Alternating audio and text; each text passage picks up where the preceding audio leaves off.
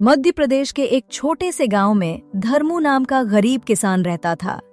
उसका एक ही बेटा था, वीरू, उम्र सिर्फ 10 साल, और उसकी पत्नी थी सुहानी, जो गांव में अपनी समझदारी, धैर्य और दयालु स्वभाव के लिए जानी जाती थी।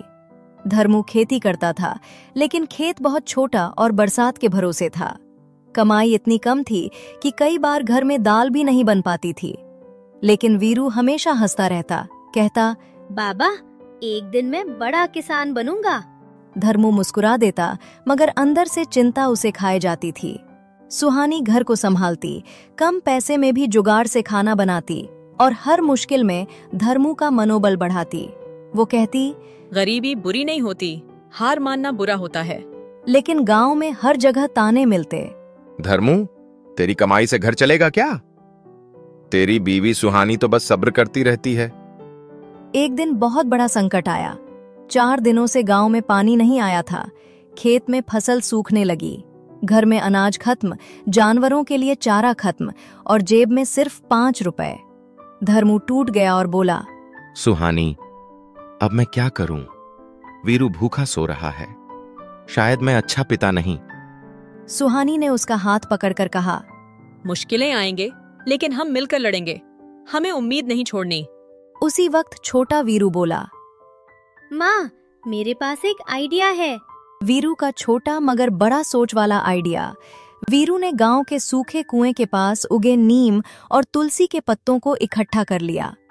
सुहानी ने पत्तों से दवा जैसे हर्बल सिरप और होममेड तेल बनाना शुरू कर दिया।